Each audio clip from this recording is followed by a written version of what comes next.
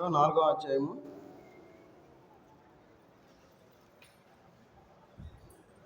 8, 9, 10 వచనాలు.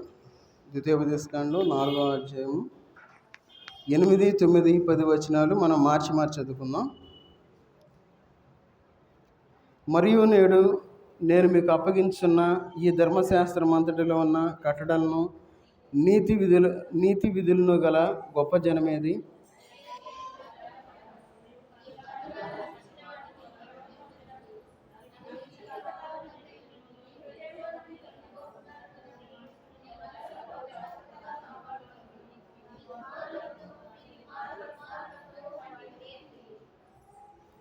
నీవు హోరేబులో నీ దేవుడైన యెహోవా సన్నిధిని నిలిచి ఉండగా, యెహోవా నా యొద్దకు ప్రజలను కూర్చుము, వారు ఆ దేశం మీద బ్రతుకు దినములన్నీ నాకు భయపడ నేర్చుకొని తమ పిల్లలకు నేర్పునట్లు వారికి నా మాటలను వినిపించదనని ఆయన నాతో చెప్పిన దినమును గూర్చి వారికి తెలుపుము. ప్రార్థన చేసుకుందాం. మహోన్నతుడైన దేవా, సర్వాధికారి అయిన దేవా, నీకు వందనాలు తండ్రి. ఈ మధ్యాహ్నకాల సమయంలోనైనా మీ యొక్క వాక్యానుసారంగా వాక్య వెలుగులో మమ్మల్ని పరిశీలించుకొని మీ యొక్క బలలో పాల్పంపులు పొందలాగిన తగిన సహాయం దయచేయండి. చదువుకున్న వాక్య భాగాన్ని మీరు దీవించి ఆశ్రయించండి తండ్రి. మీకు ఆత్మను మాకు తోడుగా ఉంచి నడిపించమని యేసుక్రీస్తు వారి నామములో ప్రార్థించి అడిగి వేడుకుంటున్నాం తండ్రి, ఆమేన్. ఇక్కడ మనం చదువుకున్న వాక్య భాగాన్ని మనం పరిశీలించినట్లయితే ద్వితీయోపదేశకాండం 4వ అధ్యాయము 8, 9, 10 వచనాలు మనం చదువుకున్నాం. అయితే ఇక్కడ ఒక మాట అంటా ఉన్నాడు, ఈ ధర్మశాస్త్రం అంతటిలో ఉన్న కట్టడలను నీతి విధులను గల గొప్ప జనమేది. దేవుడి మధ్యాహ్నకాల సమయంలో మనల్ని ప్రశ్నిస్తూ ఉన్నాడు. ఏమనంటే, గొప్ప జనముగా ఉండవలసిన మనము, దేవుని సన్నిధిలో ఉండవలసిన మనము ఎక్కడ ఉన్నామని చెప్పి దేవుడు మనల్ని ప్రశ్నిస్తూ ఉన్నాడు. అందుకే అంటా ఉన్నాడు, ఏమనంటే 9వ వచనం, అయితే మీరు జాగ్రత్త పడుము, నీవు కనులారా చూసిన వాటిని మరవకుండానట్లు. మనం ఇంతకుముందు ధ్యానంలో మనం మర్చిపోవద్దు, మరవకుము అని చెప్పి మనం కొన్ని విషయాల గురించి మనం ధ్యానం చేసాం. మరి మీకు గుర్తుందో లేదో, మర్చిపోవద్దు అని చెప్పి కొన్ని విషయాలు మనం ధ్యానం చేసుకున్నాం. ఏంటి మర్చిపోకూడదు? మనం మునుపు ఎట్లా ఉన్నామో అనే విషయాన్ని మనం మర్చిపోకూడదు అనే విషయాన్ని గురించి ధ్యానం చేసాం. తర్వాత ఏం ధ్యానం చేసాం? అప్పుడు మనం దేవుడు వాగ్దానం చేసిన వాటిని మనం మర్చిపోకూడదు అనే విషయాల గురించి మనం ధ్యానం చేసాం. సమయాలు మీరందరూ, పిల్లలందరూ వచ్చి అక్కడ కూర్చోండి, మాట్లాడకూడదు. ఇక్కడ లైన్లో కూర్చోండి, వచ్చి ఇటు రండి. పిల్లలందరూ లైన్లో కూర్చొని మాట్లాడుకుంటూ కూర్చోండి. సరే, ఈ 2 విషయాల గురించి మనం ఇంతకుముందు మనం ధ్యానం చేసుకున్నాం. మనం మర్చిపోతాం ఈ లోకంలో, ఎందుకంటే మనుషులం కాబట్టి. ఎందుకంటే మనం ఈ 2 విషయాలు మనం ధ్యానం చేసుకుందాం కదా.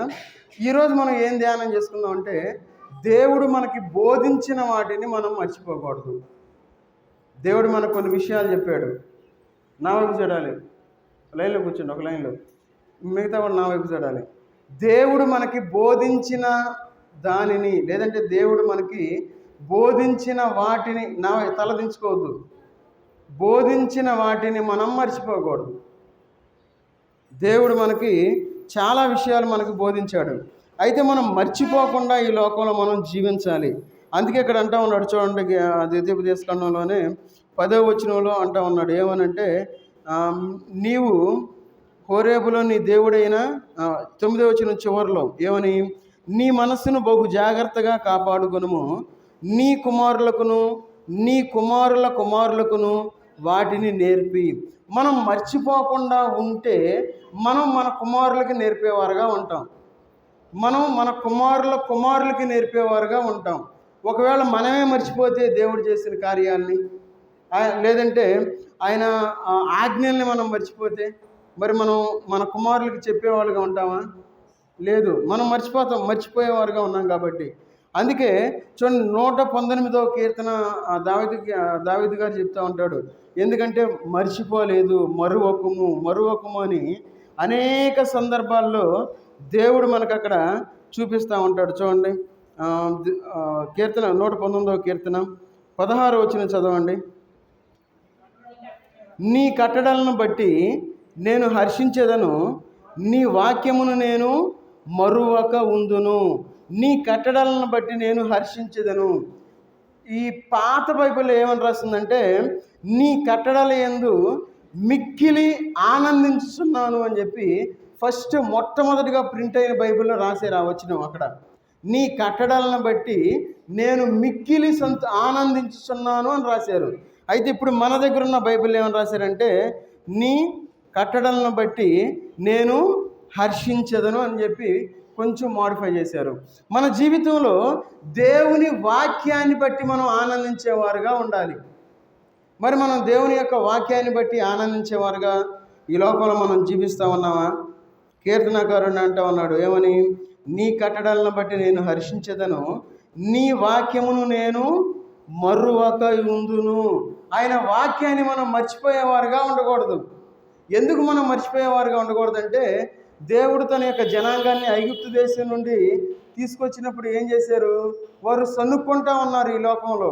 వారు దేవుని మీద ఎంతగానో సనిగారు. ఎందుకు సనిగారు? మాకు అది లేదు, మాకు ఇది లేదు, మేము అక్కడుంటే ఎంత బాగుండేవాళ్ళం, మేము కీరకాయలు తినేవాళ్ళం, దోసకాయలు తినేవాళ్ళం, అది తినేవాళ్ళం, మాంసాహారం తినేవాళ్ళం, ప్రశాంతంగా ఉండేవాళ్ళం, కడుపు నిండా నీళ్లు తాగేవాళ్ళం అని ఎంతగానో అనుకుంటా ఉన్నారు. దేని గురించి? వాళ్ళు శ్రమలో ఉన్నప్పుడు, ఆ యొక్క చెరలో ఉన్నప్పుడు వాళ్ళు దాన్ని తలంచుకుంటా ఉన్నారు. దేవుడు చేసిన కార్యాలను మర్చిపోయి వారి శ్రమలో ఉన్నప్పుడు ఆ యొక్క తిండి గురించి ఆలోచిస్తూ ఉన్నారు.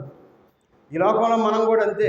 ఏం చేస్తూ ఉంటామంటే, దేవుడు చేసిన కార్యాలను మనం వదిలిపెట్టేసి మనం సనుక్కునేవారుగా ఉంటాం.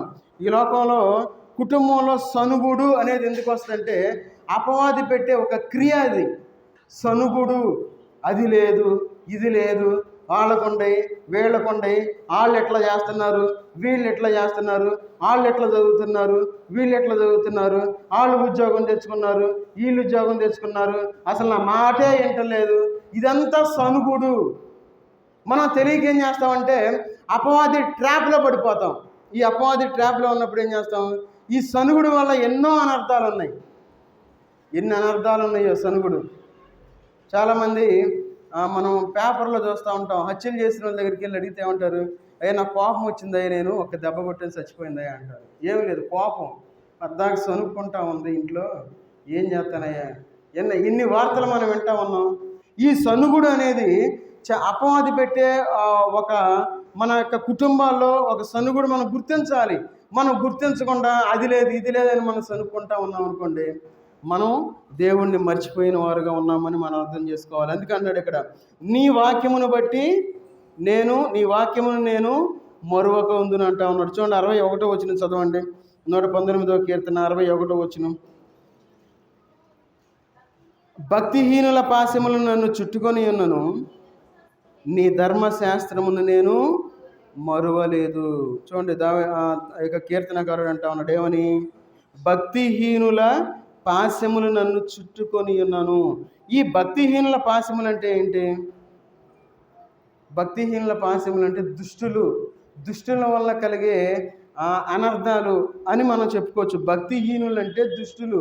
వాళ్ళు నిందించేవాళ్ళు కావచ్చు, మనల్ని ద్వేషించేవాళ్ళు కావచ్చు, మన గురించి తప్పుగా మాట్లాడే ప్రతి ఒక్కరు కూడా దుష్టులే. అందుకే ఇక్కడ అంటా ఉన్నాడు ఏమని, దుష్టుల గురించి మనకి ఇక్కడ చెప్తా ఉన్నారు.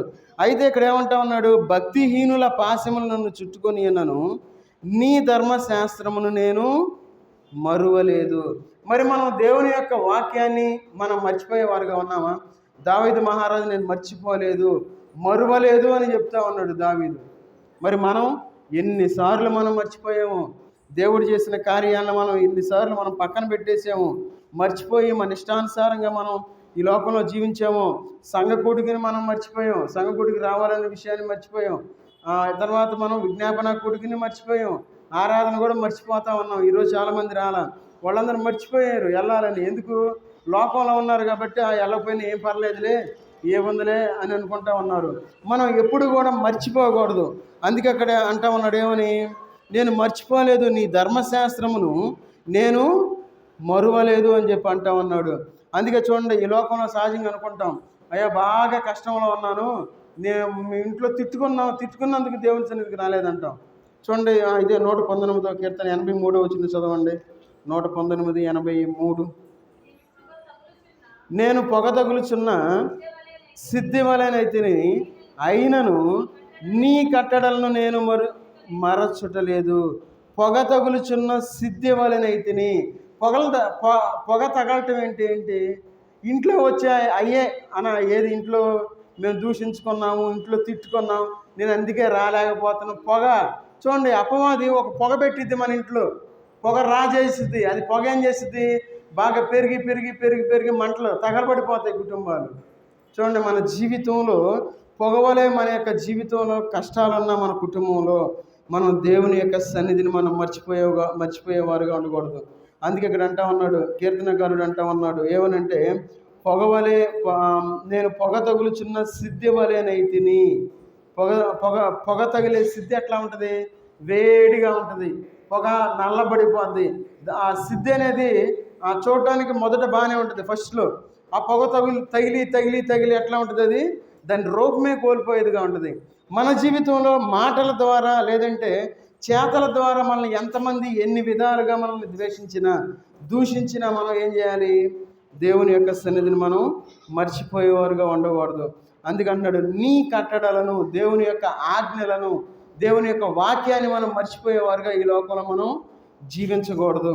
ఇంకా చూడండి, 93వ వచనం చదవండి. ఇదే అధ్యాయం 93వ వచనంలో, నీ ఉపదేశం వలన నీవు నన్ను బ్రతికించితివి, నేనెన్నడూను వాటిని మరువను. చూడండి, దేవుని ఉపదేశము, దేవుని వాక్యం వలన మనం అందరం బ్రతుకుతూ ఉన్నాం. దేవుని వాక్యం వలన బ్రతికించేది. మనిషి మాట చంపేసిద్ది, అవునా కదా? కొంతమంది మనం కొన్ని మరణ వార్తలు వింటూ ఉంటాం. ఏమని? చిన్నపిల్లడు 8వ తరగతి పిల్లడు ఫోన్ కొట్టుకోవద్దన్నందుకు ఉరేసుకుని చచ్చాడు. ఫోన్ కొట్టుకోవద్దన్నందుకు. చూడండి, ఒక మాట వలన మరణం వస్తూ ఉంది మన జీవితంలో.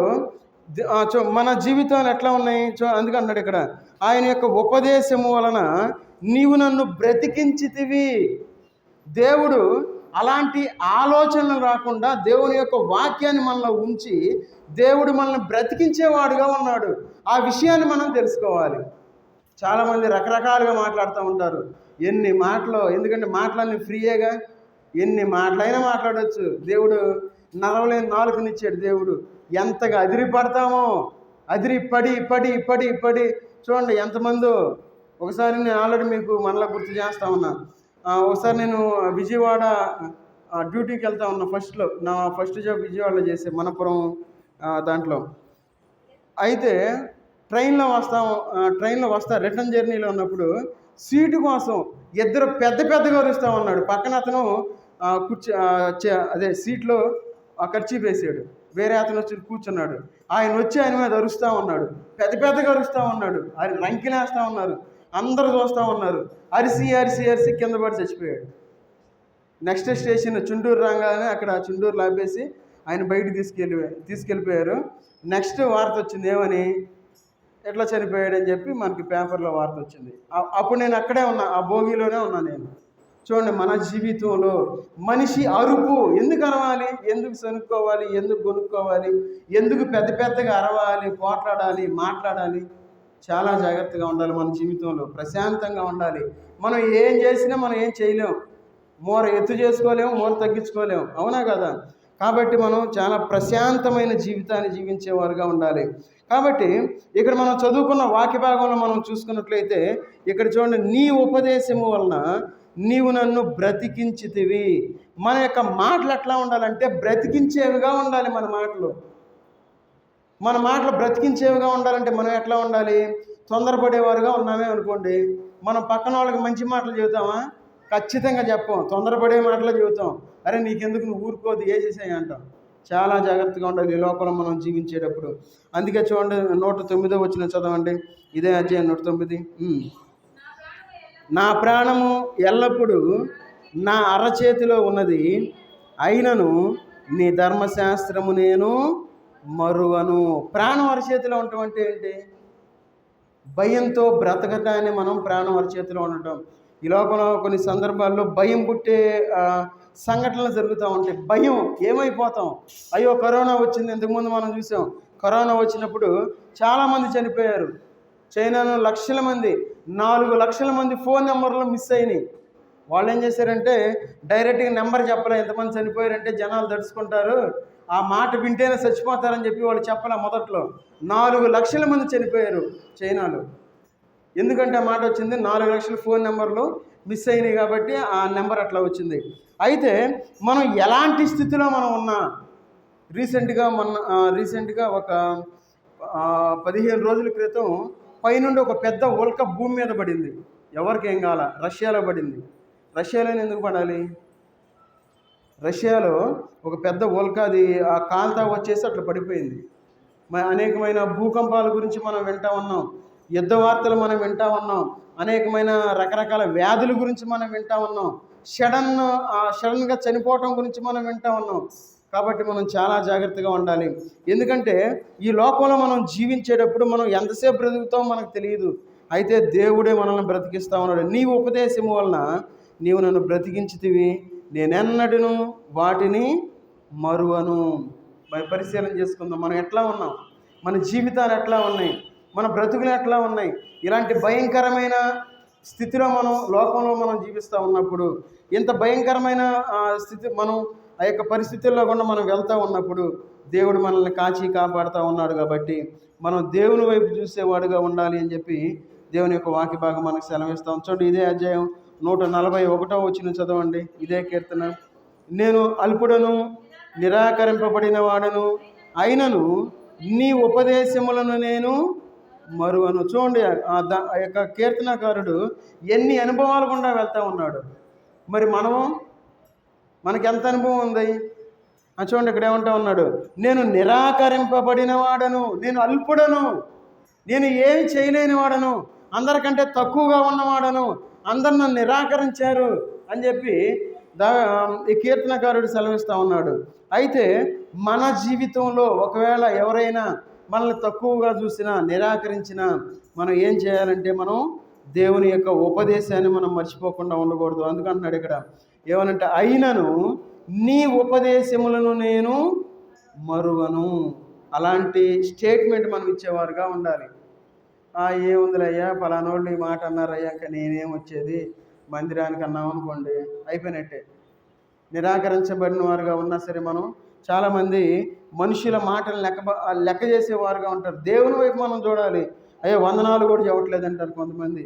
అయ్యో, ఊరు నాతో మాట్లాడటం లేదంటారు కొంతమంది. ఈ లోపల మనం నివసించేటప్పుడు దేవుని వైపు మనం చూసేవారుగా ఉండాలి. చూడండి, 153 వచనం చదవండి. ఇదే అధ్యాయం 153.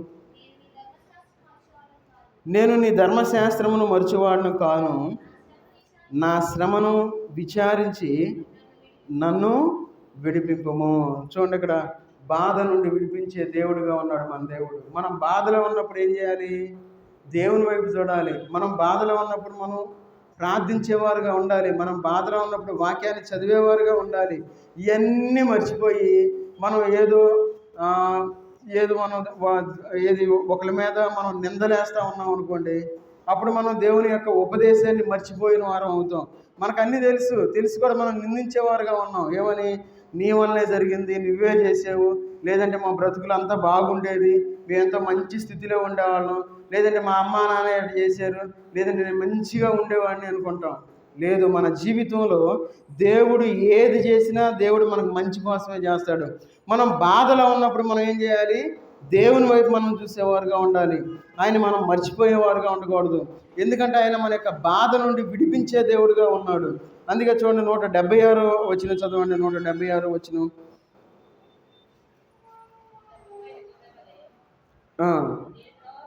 నేను నీ ఆజ్ఞలను మర్చివాడును కాను, తప్పిపోయిన గొర్రెవలే నేను త్రోవ విడిచి తిరిగిన ఎడల నీ సేవకుని వెదకి పట్టుకొనుము.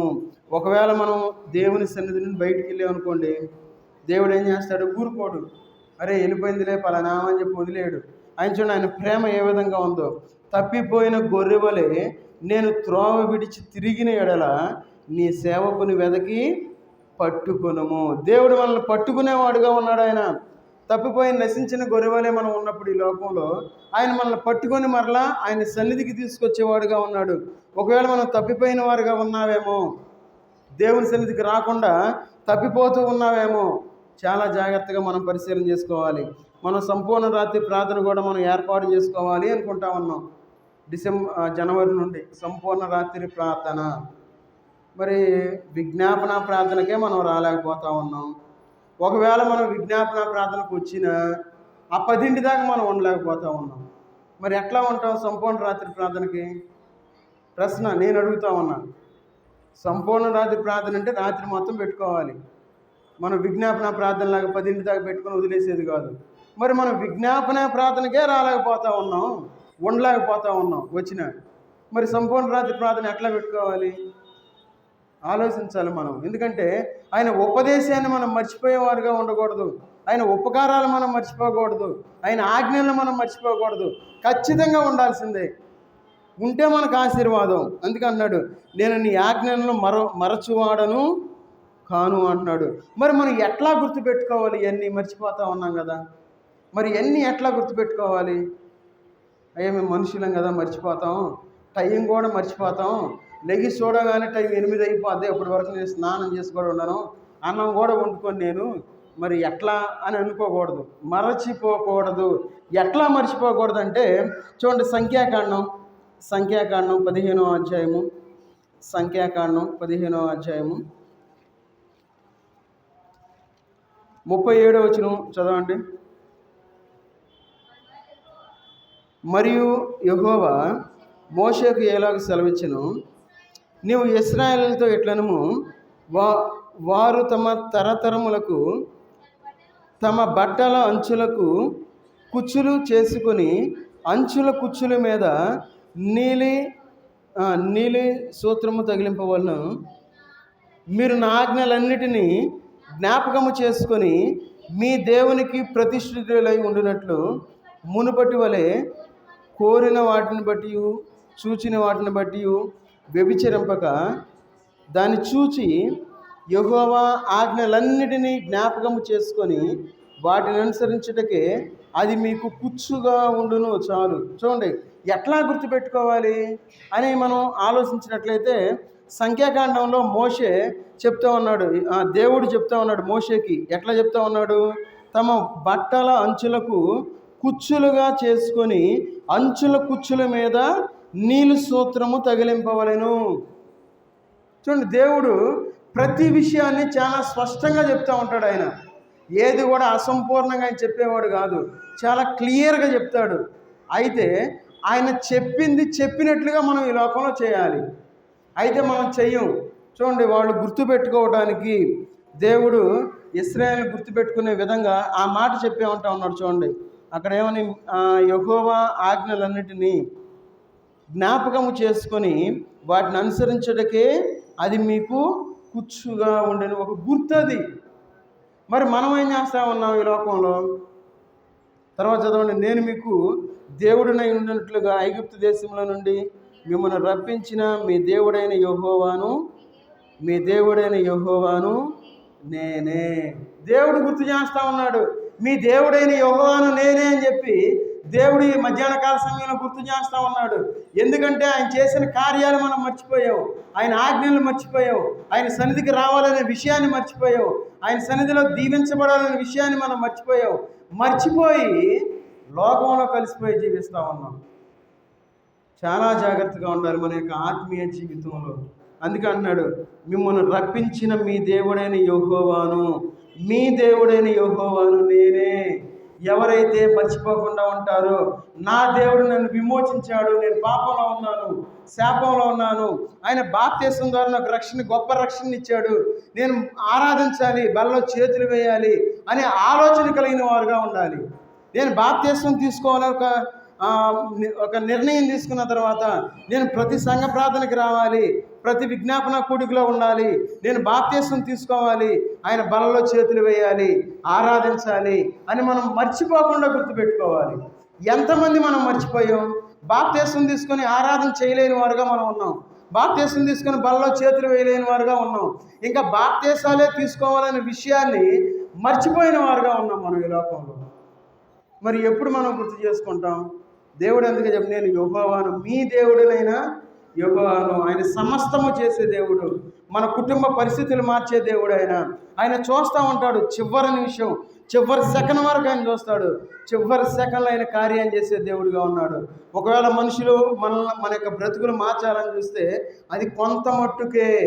ఒక సందర్భంలో ఒకవేళ మర్చిపోతారు, ఏమని ఏముందిలే అనుకుంటారు, అంతే, మన పైకి చెప్పరు. కానీ దేవుడు మనల్ని మర్చిపోయే దేవుడు కాదు. అలాంటి దేవుని మనం కలిగి ఉన్నాం కాబట్టి మనం ఈ లోకంలో జీవించేటప్పుడు ఆయన మర్చిపోయామా లేదా మనం జ్ఞాపకం చేసుకుందాం. ఎప్పుడు కూడా మనం దేవుణ్ణి మర్చిపోకూడదు. అందుకే చూడండి, యోహాను సువార్త 14వ అధ్యాయము 26వ వచనం చదవండి. యోహాను సువార్త 14:24.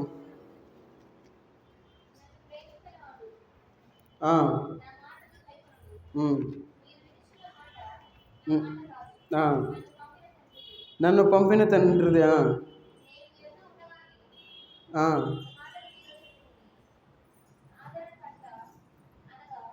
ఆదరణకర్త అనగా తండ్రి నా నామమున పంపబోవు పరిశుద్ధాత్మ సమస్తమును మీకు బోధించి నేను మీతో చెప్పిన సంగతులన్నిటినీ మీకు జ్ఞాపకము చేయును. పరిశుద్ధాత్మ మన హృదయంలో ఉండి మన జ్ఞాపకం చేయాలంటే మనం ఏం చేయాలి? బాప్తిస్మం తీసుకోవాలి. బాప్తిస్మం మనం తీసుకుంటే పరిశుద్ధాత్ముడు మనలో ఉండి మన జ్ఞాపకం చేస్తాడు. ఏమని? ప్రతి విషయాన్ని మన జ్ఞాపకం చేసేవాడుగా ఉంటాడు. అందుకన్నాడు, ఆదరణకర్త అనగా తండ్రి నామమున పంపబోవు పరిశుద్ధాత్మ సమస్తమును మీకు బోధించి, సమస్తాన్ని బోధించడానికి పరిశుద్ధాత్ముని దేవుడు మనకిచ్చాడు ఆయన. మరి మనం ఎందుకు ఆ పరిశుద్ధాత్మని మనం ఎందుకు ఆహ్వానించలేకపోతా ఉన్నాం మన యొక్క హృదయంలోనికి? ఒకవేళ మనం ఆహ్వానించిన తర్వాత మనం ఆ యొక్క పరిశుద్ధాత్మ నడిపింపు కోసం మనం ఎందుకు ప్రార్థన చేయలేకపోతా ఉన్నాం? అందుకే అంటా ఉన్నాడు, మనం జ్ఞాపకం చేసుకోవడానికి మనం ప్రయత్నిస్తే పరిశుద్ధాత్ముడు మనకి జ్ఞాపకం చేసేవాడుగా ఉంటాడు. మరి మనం ప్రయత్నమే చేయట్లే, మరి పరిశుద్ధాత్ముడు మనకి జ్ఞాపకం చేస్తాడు. అందుకే చాలా స్పష్టంగా చెప్తా ఉన్నాడు, ఏమని? నేను మీతో చెప్పిన సంగతులన్నిటినీ మీకు జ్ఞాపకము చేయును. దేవుడు మనకి జ్ఞాపకం చేయడానికి పరిశుద్ధాత్ముడిని మనలో ఉంచాడు ఆయన. మరి మనం పరిశుద్ధాత్ముడిని మనలో పెట్టుకొని మరిచిపోయి ఈ లోకంలో జీవిస్తూ ఉన్నాం. దేవుడు చేసిన కార్యాలను మనం మర్చిపోతూ ఉన్నాం. యేసుక్రీస్తు వారు చేసిన యొక్క గొప్ప బలియాగాన్ని మనం మర్చిపోతూ ఉన్నాం. ఈ లోకాచారాలు మనం దృష్టిలో ఉంచుకొని దేవుణ్ణి పక్కన పెట్టి మనం ఏం చేస్తున్నాం? మన ఇష్టానుసారంగా మనం మర్చిపోతూ ఉన్నాం. అయితే మనం మర్చిపోతే మనకు కలిగే నష్టం ఏంటంటే దేవుడు మన బిడ్డలను మర్చిపోతాడు ఆయన. ఎందుకు అట్లా చేయాలి? మనం మర్చిపోతే దేవుడు మన బిడ్డల్ని ఎందుకు మర్చిపోవాలి? దేవుడు మన బిడ్డల్ని మర్చిపోతే వాళ్ళు దీవించబడడానికి అవకాశం లేదు, వాళ్ళు ఆశీర్వదించబడడానికి అవకాశం లేదు. ఎందుకంటే మనం దేవుణ్ణి మర్చిపోయాం. మనం సంఘగుడికి రావట్లా, విజ్ఞాపన ప్రార్థనకి రావట్లా, ఒకవేళ వచ్చిన మధ్యలో వెళ్ళిపోతున్నాం, ఆరాధనకు రావట్లా, గుర్తొస్తే వస్తాం, లేదంటే లేదు, మర్చిపోతా ఉన్నాం. చూడండి, బైబిల్లో చూపిస్తా. హోషేయ గ్రంథం 4వ అధ్యాయము. దేవుడు మన కుమారులను మర్చిపోతానని చెప్పి అక్కడ సెలవిస్తూ ఉన్నాడు. మన కుమారులు దేవుడు మర్చిపోవడానికి వీలు లేదు. ఆ విధంగా మనం జీవించకూడదు. హోషేయ గ్రంథం 4వ అధ్యాయము 6వ వచనం చదవండి. నా జనులు జ్ఞానం లేని వారై నశించుతున్నారు, నీవు జ్ఞానమును విసర్జించుతున్నావు గనుక నాకు యాజకుడు కాకుండా నేను నిన్ను విసర్జింతును. నీవు నీ దేవుని ధర్మశాస్త్రము మరచితివి గనుక నేనును నీ కుమారులను మరతును. చూడండి, దేవుడు లింక్ ఎట్లా చేస్తా ఉన్నాడు చూడండి. మన బిడ్డల్ని మర్చిపోతానంటా ఉన్నాడు. నీవు నా ధర్మశాస్త్రాన్ని మర్చిపోయావు కాబట్టి నేను నిన్ను మరతును అంటున్నా అక్కడ. ఒకవేళ మనం దేవుని యొక్క ధర్మశాస్త్రాన్ని, లేదంటే దేవుని యొక్క వాక్యాన్ని, దేవుని యొక్క మందిరాన్ని మర్చిపోతే నేను నిన్ను మర్చిపోతానని చెప్పి దేవుడు అంటున్నా. నేను నీ బిడ్డల్ని మర్చిపోతాను అని చెప్పి అంటా ఉన్నాడు. మన ఆశ ఏంటంటే మన బిడ్డలు మంచి ఉన్నతమైన స్థితిలో మన బిడ్డలు ఉండాలి. అప్పుడు మనకు సంతోషం. అందుకే చూడండి ఎంత స్పష్టంగా చెప్తా ఉన్నాడు, నీవు నీ దేవుని ధర్మశాస్త్రము మరచితివి కనుక, ఆ లైన్ అండర్లైన్ చేసుకోండి, మరచితివి కనుక నేనును నీ కుమారులను మరతును. చాలా భయంకరమైన వాక్యం అది. మన బిడ్డల్ని మర్చిపోతాడు దేవుడు. మన బిడ్డల్ని మర్చిపోతే మనం ప్రశాంతంగా ఉండగలమా? మన బిడ్డలు మంచి స్థితిలో ఉంటే మనకు సంతోషం. వాళ్ళు మంచి ప్రయోజకులు అయితే మనకు పెట్టినా పెట్టకపోయినా నా బిడ్డ బాగున్నాడని చెప్పి అనుకుంటాం. మరి వాళ్ళ స్థితి బాగోకపోతే, వాళ్ళ పెట్టలేని స్థితిలోకి వెళ్ళిపోయారు అనుకోండి, భేద స్థితికి వెళ్ళిపోతే చాలా జాగ్రత్తగా ఉండాలి. మన జీవితాలు బాగుపడాలంటే మనం దేవుణ్ణి మనం మర్చిపోకూడదు. అందుకే చాలా స్పష్టంగా సూటిగా చెప్తా ఉన్నాడు. అయ్యే ఈ మాట వాళ్ళగా చెబుతుంది అనుకోవద్దు. వాళ్ళకి చెప్పినా మనకు చెప్పినా దేవుడు ఒక్కడే, ఆయన మాట ఒక్కటే, ఆయన ఆజ్ఞ ఒక్కటే. కాబట్టి ఆయన ఆజ్ఞను మనం పాటించేవారుగా ఉండాలి. అందుకే ఇక్కడ అంటా ఉన్నాడు ఏమని, నీవు ధర్మశాస్త్రమును మరచితివి. మర్చిపోతున్నాం మనం, దేవుని వాక్యాన్ని మర్చిపోతున్నాం, ఆయన జ్ఞానాన్ని మర్చిపోతున్నాం. ఎవరు ఏది చెప్తే అదే జ్ఞానం అని చెప్పి అనుకుంటా ఉన్నాం. అది నిజమా కాదా అనే విషయాన్ని మనం పరిశీలించాలి అనే విషయాన్ని మనం మర్చిపోతూ ఉన్నాం. మరి ఇన్ని మర్చిపోతా, అయ్యా నన్ను ఎందుకు దీవించడం లేదు, అయ్యా నా ప్రార్థన ఎందుకు వినటం లేదు అని మన ప్రార్థన మీద మనం ఆధారపడేవారుగా ఉన్నాం. ఎవరైతే మన ప్రార్థన మీద ఆధారపడేవారుగా ఉంటారో వారు దీవించబడరు. మనం దేవుని మీద ఆధారపడేవారుగా ఉండాలి. ప్రార్థన మీద ఆధారపడితే మన ప్రార్థన, మన యొక్క పాపాలు అడ్డుపడటం వల్ల దేవుని దగ్గరికి వెళ్ళలేకపోవచ్చు. కాబట్టి మనం దేవుని మీద ఆధారపడితే దేవుడు మన యొక్క స్థితిగతుల్ని మార్చేవాడుగా ఉన్నాడు. కాబట్టి మనం దేవుణ్ణి ఎప్పుడు మరచిపోకూడదు. అందుకని నీవు నీ దేవుని ధర్మశాస్త్రము మరచితివి కనుక నేనును నీ కుమారులను మరతును. చాలా జాగ్రత్తగా ఆలోచించాలి. దేవుడు మనకి మంచి మెదడిచ్చాడు. దేవుడు ఇచ్చాడు లేదా? అందరికి ఇచ్చాడు దేవుడు. ఎందుకు? ఆలోచించండి అని, ఆలోచించి నిర్ణయం తీసుకోవాలి. మరి మనం ఆలోచించి నిర్ణయం ఎందుకు తీసుకోలేకపోతా ఉన్నాం? దేవుని సన్నిధిలో మనం గడపాలి, దేవుని దగ్గర నుండి ప్రతి ఈవి మనం పొందాలి, ధనిలుగా మనం ఈ లోకంలో జీవించాలి, ఆశీర్వదించబడాలి, మన బిడ్డలు మంచి స్థితిలో ఉండాలి, వాళ్ళు జ్ఞానంలో ఎదిగేవారుగా ఉండాలి. ఇవన్నీ మనకు తెలుసు, కానీ మర్చిపోయాం. ఇవన్నీ మనం పొందుకోవాలి, ఎట్లా పొందుకోవాలనే విషయాలు మనం మర్చిపోయి ఇంకా లోకంలో మనం జీవించేవారుగా ఉన్నాం. కాబట్టి మనం మర్చిపోయేవారుగా ఈ లోకంలో మనం జీవించకూడదు. కాబట్టి ఈ మధ్యాహ్న కాల సమయంలో మనందరం మర్చిపోయాం, ఆయన ఆజ్ఞలను మనం మర్చిపోయాం. గుర్తు చేసుకుందాం. ఎవరైతే ఆయన ఆజ్ఞలను మర్చిపోయేవారుగా ఉన్నారో ఆయన ఆజ్ఞలన్నింటినీ మనం గుర్తు చేసుకుని మన బిడ్డల కోసం మనం ఆయన సన్నిధిలో ఉండేవారుగా ఉందాం. మన బిడ్డలు బాగుపడాలి, మన బిడ్డలు మంచిగా ఉండాలి, మన కుటుంబం బాగుండాలి. మనం ఎంత అరిసినా, ఎంత గోల పెట్టినా, ఎంత డ్యాన్స్ చేసినా, ఎంత కొట్టినా తిట్టినా మన బిడ్డలు మాట వినరు. వారికి ఆలోచన రావాలి. ఆలోచన రావాలంటే మనం ఏం చేయాలి? వాక్యానుసారంగా ఉండాలి. మనం చెప్పేవాళ్ళుగా ఉండి 24 గంటలు ఫోన్లో ఏదో అవన్నీ ఇప్పుడు షార్ట్స్ పెట్టుకొని ఇట్టా లేదంటే వేరే పిచ్చి అన్నీ చూసుకుంటా టైంపాస్ చేసుకొని నేను ప్రార్థనకు వస్తున్నానులే, నేను బైబిల్ చదువుతున్నానులే అని అనుకొని మనం సమర్థించుకుంటా ఉంటే దేవుడు మనల్ని మర్చిపోయేవాడుగా ఉన్నాడు, మన బిడ్డల్ని మర్చిపోయేవాడుగా ఉన్నాడు. కాబట్టి ఎప్పటి నుండైనా జాగ్రత్తగా మనం పరిశీలన చేసుకొని పరీక్ష చేసుకొని మనం ముందుకు సాగిపోవాలి. అందరం తల వంచి ప్రార్థనలో మనం పరీక్షించి ఎవరైతే బాప్తిస్మం తీసుకొని ఉన్నారో ప్రతి ఒక్కరూ దేవుని యొక్క బలలో పాల్గొంటూ పొందాలి. వారి యొక్క పాపాలను అయ్యా క్షమించు అని చెప్పి అడిగి క్షమాపణ అడిగి, ఒకవేళ ఆరాధన చేయకపోతే అయ్యా నేను ఆరాధన చేయలేకపోయినా నన్ను క్షమించు, నీ బలలో చేతులు వేస్తాను, వచ్చే వారం నుండి ఆరాధన చేస్తాను, బలలో చేతులు వేస్తాను అని చెప్పి ఒక తీర్మానం తీసుకుని మనం బలలో చేతులు వేస్తాం. మహోన్నతుడైన దేవా, సర్వాధికారి అయిన దేవా, నీకు వందనాలు తండ్రి. ఈ మధ్యాహ్న కాల సమయంలోనైనా మీ పాసందులో చేరినైనా మీ యొక్క వాక్య పేలులో మేము పరీక్షించుకోవడానికి మీరు ఇచ్చిన కృపను బట్టి వందనాలు చెల్లించుకుంటూ ఉన్నా తండ్రి. అవును తండ్రి, మీ ఆజ్ఞలను మరిచిన వారుగా ఈ లోకంలో జీవిస్తూ ఉన్నా తండ్రి.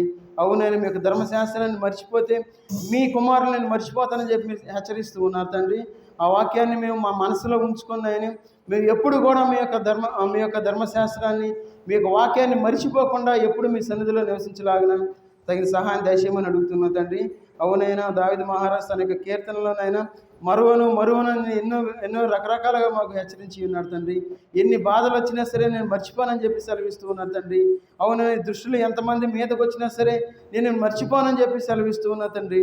అయ్యా పొగవలే అనేకమైన శ్రమలు వచ్చినా నేను మర్చిపోనని చెప్పి సెలవిస్తూ ఉన్నారు తండ్రి. అదేవిధంగా మా జీవితంలో కూడా ఒక తీర్మానం తీసుకున్నైనా ఎప్పటి నుండైనా మిమ్మల్ని మర్చిపోకుండా మేము వేరే మనుషుల వైపు చూడకుండా మీ వైపు చూస్తూ మీ సన్నిధిలో ఎదిగి ఫలించేవారుగా ఉండడానికి తగిన సహాయం దయచేయమని అడుగుతూ ఉన్నాం తండ్రి. ఎవరైతే బాప్తీసాలకు సిద్ధపడి ఉన్నారో వారు ఎందు నిమిత్తం ఆ సంఘ కార్యక్రమానికి రాలేకపోతూ ఉన్నారు నైనా, వారి యొక్క హృదయంలోనైనా మీరు వారు వచ్చేలాగానే తగిన సహాయం దయచేయమని అడుగుతూ ఉన్నా తండ్రి.